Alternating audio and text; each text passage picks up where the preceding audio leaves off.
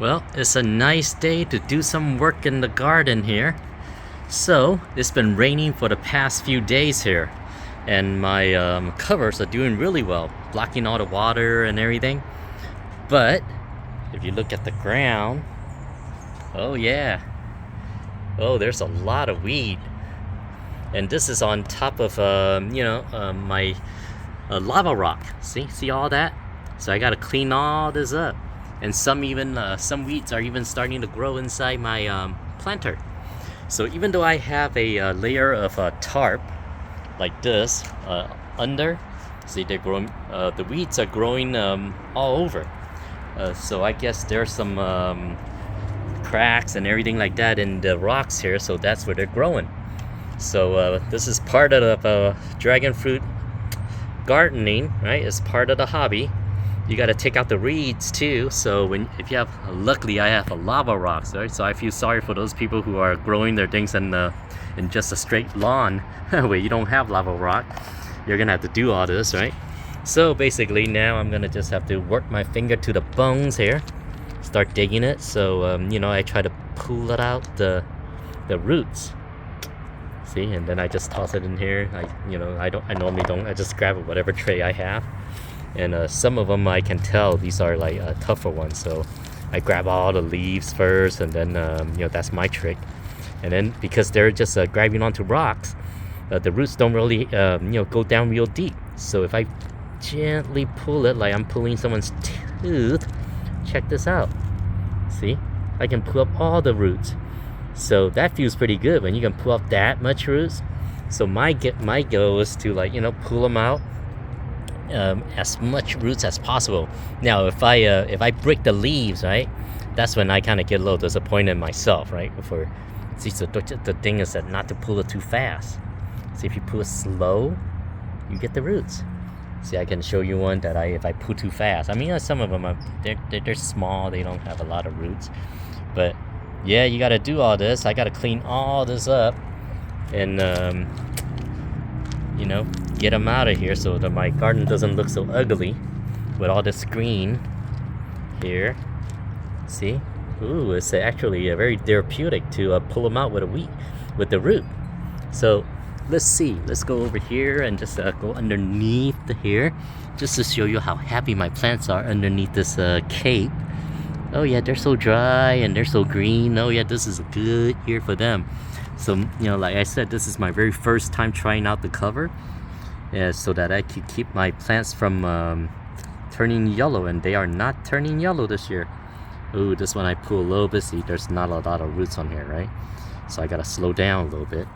So there's still a little more down here. Yeah, it's easier to grip. I didn't use gloves here because I need a good grip. Oh, this one doesn't have a lot of. Yeah, you don't get a lot of grip with big gloves.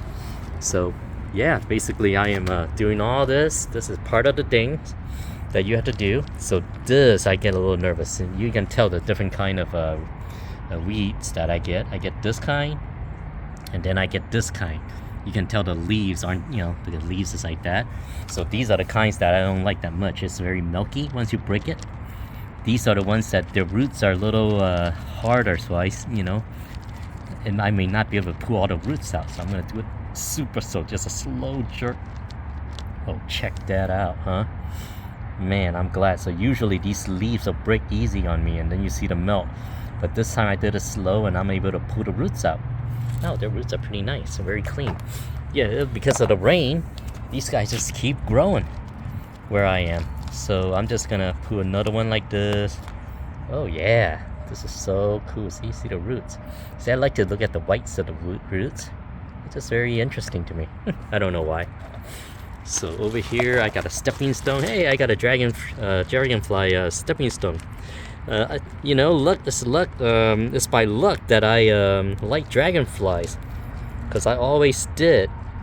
And so I bought these stepping stones way before I even moved to this house. I saw them at the store and I said, "Oh, I gotta have them."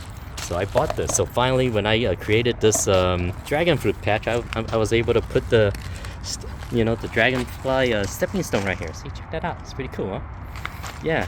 So let me tell you the story about dragonflies. So when I was a kid back in China, That's when I was like maybe 7 years old or so. So where I live, oh, this one I did not get the roots. So you see the difference? I'm disappointed. So the roots are still in there. Oh, well, I'm not gonna really dig for the roots now. Then I'll be really working my fingers to the bones. But anyways, so the dragonflies. When I was a little kid, I used to watch, coming back from school or whatever, where I live in China. There were a lot of older kids, like high school kids and middle school kids. And back in those days, we didn't have TV or anything. It's not like once you go home after school, you just go watch TV or turn on your iPad, whatever. Well, you don't have any of that. So what do the kids do? They go out during the springtime or summertime. They go catch dragonflies that's flying around where I live, because there was a pond or some sort of stream there. So they catch dragonflies. So I was a little kid, so I could not catch dragonflies. I didn't have the skills and not good at that. So I watched these older kids do it. So what they did, there are some dragonflies that never land. All they do is just fly in the air nonstop. How do you catch those? So what the older kids did was that they caught dragonflies that do land. It's a different species of dragonfly. So the ones that land, they catch them. They're roughly a little bit smaller than the ones that keep flying in the air.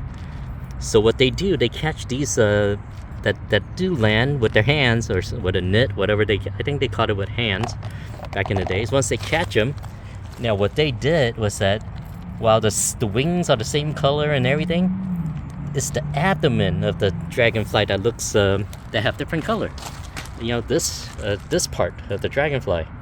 So the ones that they caught, I think was green or black, but the ones that's flying is a light blue color. So what they did, they used paint and painted this area into the light blue, so it makes it look like, or light green to make it look like the other dragonfly.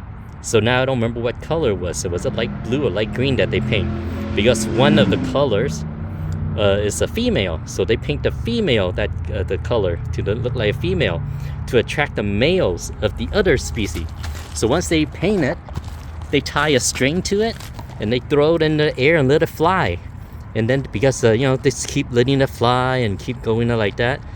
And the next thing you know, I saw the other variety that never lands just grab onto these pretending dragonflies, right? So then once they grab it onto it, they don't let go. And so the kids just bring the dragonfly to the ground and then they catch them like that. So, and I thought that was so cool, right? Catching a smaller dragonfly so you can catch a big dragonfly. So ever since then, I use that as a kind of how symbolic it is for me.